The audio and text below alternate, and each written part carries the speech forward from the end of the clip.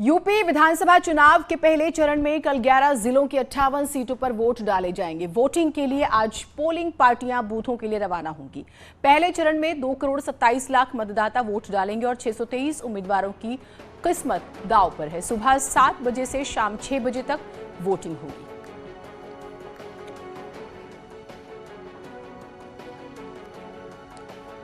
तो पहले चरण का काउंटडाउन शुरू हो चुका है, प्रचार प्रसार का शोर थम चुका है और अब इंतजार कल का जब वोट डाले जाएंगे और फिर ये जो 623 प्रत्याशी हैं इनकी किस्मत ईवीएम में कैद हो जाएगी। तमाम राजनीतिक दलों की बात करते हैं और पहले चरण में ये 58 सीटें जो हैं, 58 में से किस पार्टी को कितनी मिलती हैं ये वाकई देखना दिलचस्प होगा। लेकिन अब जो है सियासी पारा चढ़ा हुआ है। अब आपको बताते हैं महत्वपूर्ण, जो अगर हम पहले चरण की बात करें, बहुत महत्वपूर्ण होता है हमेशा दिलचस्प जानकारियां। 10 फरवरी को पहले फेज की वोटिंग होगी। 11 जिलों के 58 सीटों पर वोटिंग होनी है, जहां कुल जो है 623 उम्मीदवार, जैसे कि हम जिक्र कर रहे हैं 11 जिले 58 सीटें, 623 उम्मीदवारों की किस्मत का फैसला होना है। ईवीएम में इनकी किस्मत कैद हो जानी है क्योंकि लोग चुनेंगे इनमें से उन्हें कौन सा विधायक चाहिए, किस पर उन्होंने भरोसा जताया है, किस पार्टी का। तो अब हम आपको वो जिले भी दिखाएंगे और वो सीटें भी दिखाएंगे कि किस जिले की कौन सी विधानसभा सीट। शामली की 3 विधानसभा सीटों पर जो है वोट डाले जाने हैं। तो विधानसभा चुनाव 2022 ग्राफिक के जरिए हम आपको एक महत्वपूर्ण जानकारी दे रहे हैं। गौतम बुद्ध नगर जिला नंबर 13 और इसकी भी सीटों पर मतदान होना है विधानसभा की। गाजियाबाद की बात करें, विधानसभा की 5 सीटों पर वोट डाले जाने हैं। उसके बाद हम बात करें हापुड़ की 3 विधानसभा सीटों पर मतदान होना है। 11 जिलों का हम जिक्र कर रहे हैं विशेष तौर पर। बुलंदशहर की 7 सीटों पर मतदान होना है और कुछ जगहों पर तो ये माना जा रहा है कि कांटे की टक्कर भी है। अलीगढ़ की बात करें, 7 विधानसभा की सीटें और यहां पर मतदान होना है। उसके बाद हम मथुरा का जिक्र करेंगे, जहां पर 5 विधानसभा की सीटों पर वोट डाले जाने हैं। और इसके बाद हम बात करेंगे आगरा की। तो आगरा में आप देखिए 9 विधानसभा की सीटों पर वोट डाले जाने हैं। बात मुजफ्फरनगर की करेंगे हम, तो यहां पर 6 विधानसभा सीटों पर वोट डाले जाने हैं। बात बागपत की करेंगे, बागपत बहुत ज्यादा चर्चा में है और बागपत की 3 विधानसभा सीटों पर वोट डाले जाने हैं। और अब बात करेंगे मेरठ की, क्योंकि मेरठ तो बहुत कुछ तय करता है। मेरठ की 7 विधानसभा सीटों पर वोट डाले जाने हैं। तो ये वो जिले और विधानसभा सीटें कहां कितनी, उसके हिसाब से जो है आप ये समझिए कि 58 सीटों पर वोट डाले जाने हैं। और दिलचस्प ये भी है कि योगी सरकार के मंत्रियों की किस्मत भी पहले चरण के चुनाव में दांव पर लगी हुई है। इनमें 3 कैबिनेट मंत्री हैं, एक स्वतंत्र प्रभार और राज्य मंत्री, स्वतंत्र प्रभार के और राज्य मंत्री समेत 4 राज्य मंत्री शामिल हैं। अब इनके बारे में भी आपको जानकारी देते हैं क्योंकि इनकी किस्मत भी कल ईवीएम में कैद हो जानी है। सुरेश राणा गन्ना मंत्री, हमने जिक्र भी किया था, बड़ा जाट चेहरा माने जाते हैं। कल गन्ना खाते तस्वीर सामने आई थी, आपने देखा था न्यूज़ 18 पर उन्होंने इंटरव्यू दिया था जब घोषणा पत्र, संकल्प पत्र जारी हुआ था उसके बाद। श्रीकांत शर्मा ऊर्जा मंत्री हैं और बहुत अच्छा दबदबा इनका मथुरा और आसपास के क्षेत्र में माना जाता है कि अपनी सीट बजा पाएंगे। अगर सत्ता में आते हैं, सरकार दोबारा रिपीट होती तो क्या मंत्री बन पाएंगे, सवाल है। लक्ष्मी नारायण चौधरी पशुपालन मंत्री, जिम्मेदारी इनके ऊपर भी बहुत बड़ी है और अब इनकी किस्मत भी कल ईवीएम में कैद हो जानी है। कपिल देव अग्रवाल राज्य मंत्री स्वतंत्र प्रभार, इनकी भी किस्मत कल जनता कैद कर देगी ईवीएम में। अतुल गर्ग राज्य मंत्री हैं।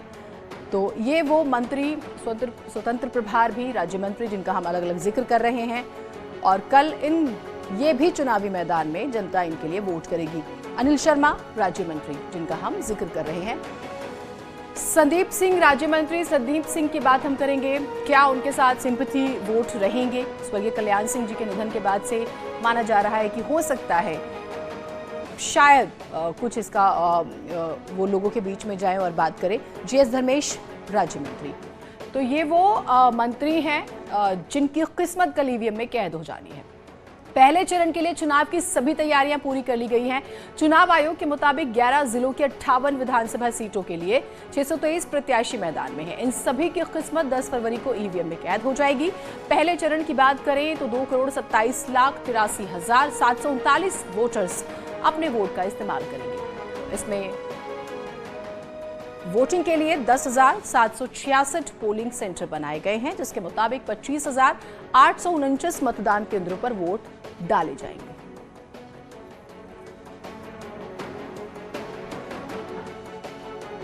सीएम योगी आज दूसरे चरण के लिए प्रचार करेंगे और इसके लिए वो बरेली, रामपुर और मुरादाबाद का दौरा करेंगे। सीएम योगी इन जिलों में जनसभाओं को संबोधित करेंगे। वहीं प्रदेश बीजेपी अध्यक्ष स्वतंत्र देव सिंह की हम बात करेंगे, वो बिजनौर में बीजेपी कार्यकर्ताओं से संवाद करेंगे। उधर एसपी अध्यक्ष अखिलेश यादव भी आज रामपुर में रहेंगे और जनसभा करेंगे। यूपी के लिए आज कांग्रेस अपना घोषणा पत्र उन्नति विधान जारी करेगी। इस दौरान पार्टी महासचिव प्रियंका गांधी, प्रदेश कांग्रेस के अध्यक्ष अजय कुमार लल्लू समेत कई नेता मौजूद रहेंगे।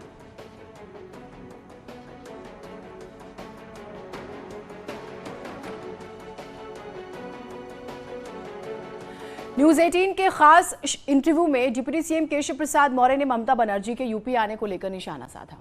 कहा, ममता बनर्जी को यूपी वालों से माफी मांगनी चाहिए क्योंकि उन्होंने यूपी वालों को गुंडा कहा था। दीदी ने बोला कि इन्होंने बहुत बोला बंगाल में 200 पार, लेकिन मैंने गिरा दिया बीजेपी को। देखिए, ममता दीदी को यूपी आने से पहले यूपी वालों से क्षमा मांगना चाहिए था। क्यों? उन्होंने यूपी के लोगों को गुंडा कहा था, यूपी के लोगों को अपराधी कहा था और यूपी की जनता से माफी मांगे बगैर वह यूपी आए हैं। क्योंकि हमारे यहाँ अतिथि देवो भव की भावना से हम लोग कार्य करते हैं। वो आई हैं तो हमने उनके आने में कोई बाधा नहीं डाली है और न डालेंगे। लेकिन ममता दीदी हो चाहे श्री अखिलेश यादव हो जी, दोनों दंगाइयों के सरदार हैं, मुखिया हैं और इनके शासनकाल में चाहे दंगाई हो, चाहे अपराधी हो, चाहे माफिया हो, फलते और फूलते रहे। इसलिए उत्तर प्रदेश में अब माफिया युग चला गया है, दंगा युग चला गया है। अब यहां सुशासन का युग आ गया है, विकास का युग आ गया है। लोग सुरक्षित रहना चाहते हैं, जो कमल के फूल की छाया में ही सुरक्षित अपने को महसूस करते हैं। उधर डिप्टी सीएम केशव प्रसाद मौर्य ने अखिलेश के सपने वाले बयान को लेकर भी तंज कसा। उन्होंने कहा कि पहले चरण के मतदान के साथ ही यूपी में एसपी गठबंधन का सफाया होने जा रहा है। ये जब चुनाव शुरू हुआ था तब अखिलेश जी को भगवान कृष्ण के सपने आ रहे थे। अब पहला राउंड की वोटिंग हो रही है तो नींद किसको उड़ी हुई है आपकी? देखिए, श्री अखिलेश यादव जी को पहले सपने आ रहे थे, 400 सीटें उनको दिखाई दे रही थीं। अब नींद भी उनकी ही उड़ी हुई है क्योंकि सपा का सफाया, सपा गठबंधन का सफाया पहले चरण के मतदान के साथ ही होने जा रहा है। न्यूज 18 के साथ खास इंटरव्यू के दौरान केंद्रीय मंत्री अनुराग ठाकुर ने समाजवादी पार्टी पर निशाना साधा। योगी सरकार के कामकाज की जमकर तारीफ भी की। जो अपने आप को सुरक्षित नहीं महसूस करती थी, बसपा सपा की सरकारों में महिलाओं को सुरक्षा और सम्मान का अधिकार दिया है। इसीलिए हम जनता के बीच में अपना रिपोर्ट कार्ड लेकर गए। योगी आदित्यनाथ जी ने 3 दिन पहले प्रेस कॉन्फ्रेंस करके 5 साल का लेखा जोखा दिया। आज लोक कल्याण संकल्प पत्र 2022 लाने से पहले उसी स्थल पर जहां से 5 साल पहले लोक कल्याण संकल्प पत्र 2017 हम लाए थे, हमने 5 साल की रिपोर्ट कार्ड जनता के सामने रखी। उत्तर प्रदेश के मुख्यमंत्री योगी आदित्यनाथ जी ने, देश के गृह मंत्री अमित शाह जी ने